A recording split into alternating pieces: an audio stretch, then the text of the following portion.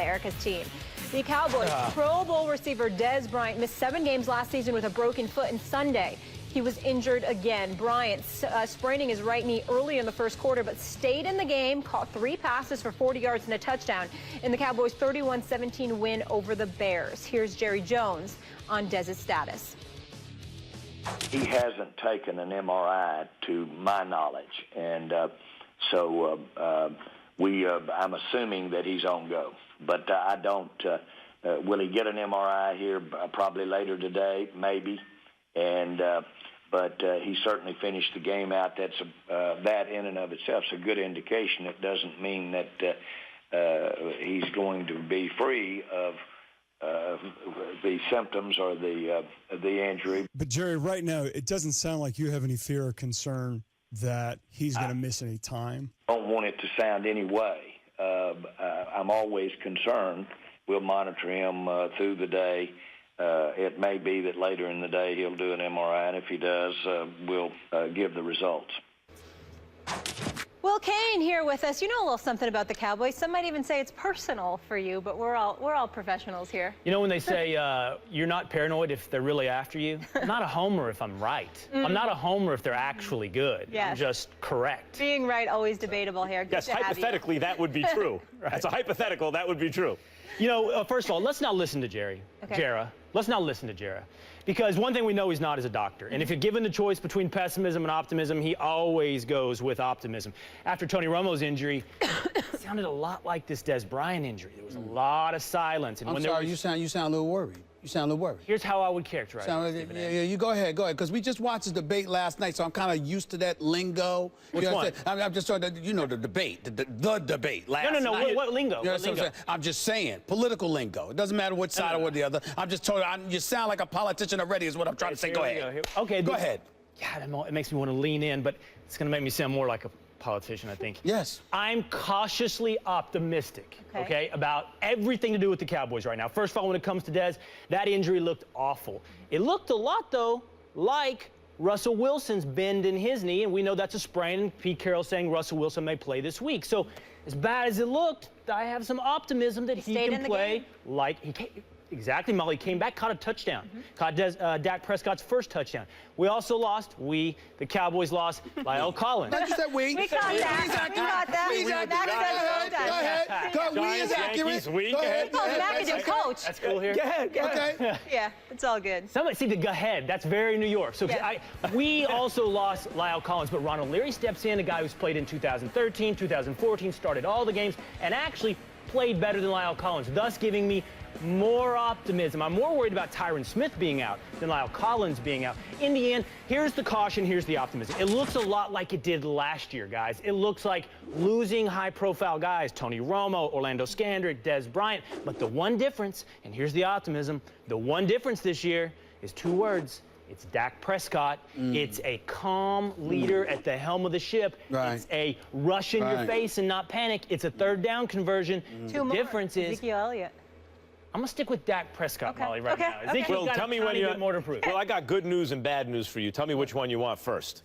Start with bad. Let's start with the bad news for the Cowboys. Sure, take it away. Dez Bryant's an injury-prone player. I think we've seen over the last couple seasons the reason it used to be, when I'd say Odell Beckham's the best wideout in the league, I got mostly Dez Bryant complaints, and I would say, timeout, actually the complaint should be Antonio Brown, then Julio Jones, then Dez, but Dez is in that conversation. I think if you took see which way the wind is blowing right now, I think you get Odell and Antonio Brown and Odell and Julio Jones and A.J. Green and maybe DeAndre Hopkins, and there's a lot of company for Dez because he's injury-prone. Not because he can't ball, he's injury-prone. Now, the bad news for the Cowboys is their quarterback's out, their only real star on offense outside their quarterback is injury-prone, and their running back may not be as good as advertised.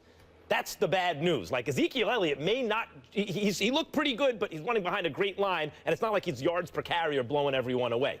That's the bad news. They also don't have a defense. There's some more bad news. Here's the good news.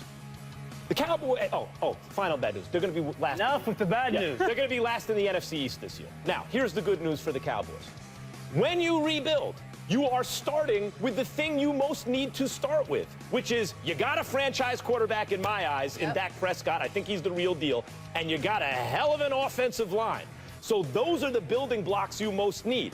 The Dallas Cowboys don't have to worry about what most rebuilding teams have to worry about. Skills position players are actually not that hard to find in the draft. The problem is spending all those resources and draft picks year after year on building up the offensive line, hoping to find a franchise quarterback, hoping he exists. Now they can concentrate on the defense, add some skills position players. Going forward, they're in good shape.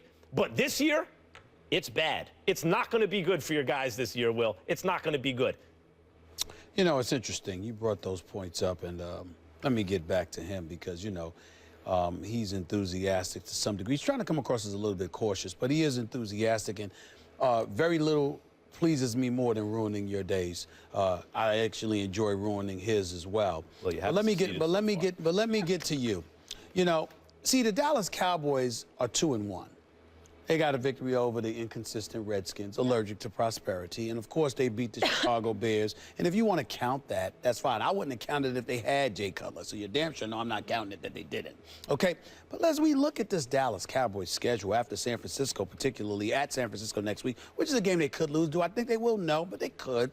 But then after that, they got Cincinnati. They got a road game at Green Bay. They got Philadelphia, who looks like the best team in the division. And then after that, they got road games at Cleveland, at Pittsburgh, and then Baltimore.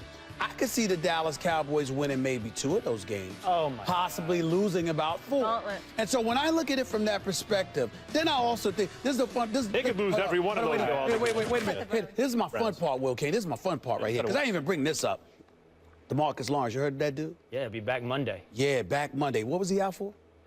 You want to say it, you can say it. What was it? You want to say it, Why don't you say it with me? It's not for me Why don't you say it with me? Why don't you say it with me? Okay, let's do it. Let's do it. The weed. Okay. And not only do we have Rolando McClain, when's he coming back? When he coming back? Probably never. I'm sorry. Probably never. Why is he going? All right, come on, get it out. I'm just checking. Because you see, the fun part that I love about all you Cowboy, you delusional, pathetic, sorry Cowboy fans, just contaminating our great country, this great country of ours. You understand, with your disillusionment and everything else. What I love about y'all is how y'all just point to injury. Well, Des Bryant, you know, he's talking about he's not healthy right now. He seems to get hurt. Call me a Cowboys fan. He missed That is fighting words. He missed 7 games last year, but other than that, he hadn't been injured for the previous 3. But then you talk about Des Bryant. We all know that Tony Romo's not reliable. We'll see what's happening because Darren McFadden, even though you got Alfred Morris and Ezekiel Elliott, Darren McFadden, the elbow injury, what did he do? He slipped on the soap. What happened to him? I don't recall. Was it about a pool? Dropped his cell phone. Dropped his cell phone. He dropped his cell phone. I thought he slipped on the soap or something and hit his elbow in the shower. I'm sorry. I got confused. What I'm trying to say to you is this. What's the common theme here? What can happen will happen. And that's what you're missing. The Dallas Cowboys are going to say this again. The Dallas Cowboys have talent. The Dallas Cowboys, from a talent perspective, can compete. Listen. The Dallas Cowboys, from a talent perspective, can compete with teams in the East. The problem, Will, is that whatever can go wrong will go wrong because they are an accident waiting to happen. I come out here. And that's what it is. I come out here. Yeah, go ahead, ready to be reasonable. I called it cautious optimism. That's the epitome of running down the middle of the reasonable lane. You two men have made it easy for me to win a debate when your goal isn't to be correct. Your goal was to prod the bear. You just came out poking the bear. No. There's only one bear here. It ain't you. I'm sorry. That remains to be seen. I'm sorry, brother. But go ahead. You still got to put a W on the board. Wait. You saying the Cowboys won't get but 2 wins against the likes of the Cleveland Browns and the Baltimore Ravens and, oh my goodness, the Philadelphia Eagles. And by the way, also the Green Bay Packers, who have not shown much yet this year. 2 of their next 6 games. That's not bad. That's not bad. 2 of their next 6 games. It might be a little generous. That's right. Might be a little generous. And you, by the way, saying they're going to be last in the division. I'm very happy to accept that bet. You just want to put your money where your mouth is on that. We can put something on the table. You want to do a Go Look Hot Spicy contest? You want to do a Wear a Jersey contest? I'm very confident. We can work out terms. We can work out terms. Giants, Cowboys. Don't wear a We can work out terms. I like the odds. Will, your best receiver can't stay on the field. Listen, the offensive line and the franchise quarterback, that is a reason, not for cautious optimism, for great optimism for Cowboys fans going forward. Also, Jerry Jones ceding some control to his son is also a reason for optimism because they've been making some smart decisions in the draft. draft as a result.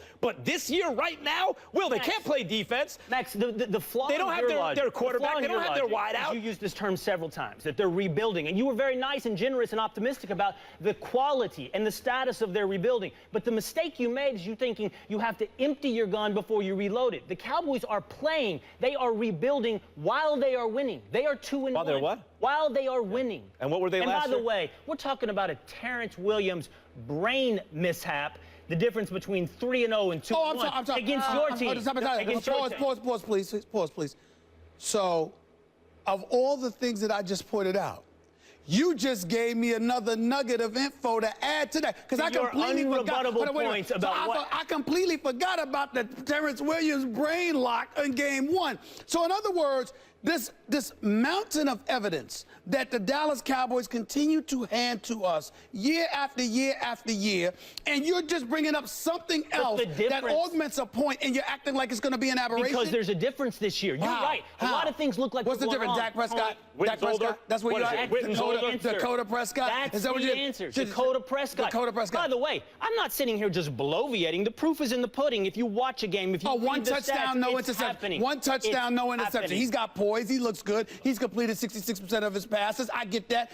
But the bottom. Go ahead, Max. If Dez Bryant is on the field, about which you are cautiously optimistic, I have to admit the Cowboys have a puncher's chance. He's that special of a player. I think Dez is a special receiver. He is. They have a puncher's chance with Dez on the field. Still not a great team, but a puncher's chance to what? But to win games. But without Dez on the field, which is a distinct possibility, they got no shot. They're done. And Ezekiel, he is a difference maker on the offense. And Ezekiel, because it ain't going to win on defense. And Ezekiel Elliott, Will, you better hope that he gets his game up. I know he had a bad week to make that argument. Last week was a better week to make that argument. The first 2 weeks were better weeks to make that argument. But not today. He had a good game. Even so, I wouldn't say he was setting the world on fire, and he's running behind a great offensive line. 7 preseason snaps. You might just see the guy working himself into shape right now. You know, I can't say I'm rooting for him. I'm a Giants fan, but I wish him well. You know, there's a saying, very, very familiar to most folks, that the best ability is availability. And I guess what I'm saying is there's always a question mark as to whether or not the Cowboys are going to be available. And yet, that is undeniable. And yet, they're 2-1. Oh, they were 2-0 last year. 2-1. Right? They were 2-0 last year. 2-0. So what happened? What happened? The wheels came off. You know what happened? Matt Castle happened. Brandon Whedon happened. This year, you know what happened? Remember when Jerry said Brandon Whedon had the best arm he'd ever seen? So I told you. I started out and said, don't listen to Jerry. You need to get on that radio show. Listen to me. We will. Well, thank you. You're going to stay for this next conversation. Speaking of big-name players with injuries, Adrian Peterson is ahead of schedule in recovery from MCL surgery. But should he rush back or take the rest of the year off? We shall discuss. These three lovely gentlemen.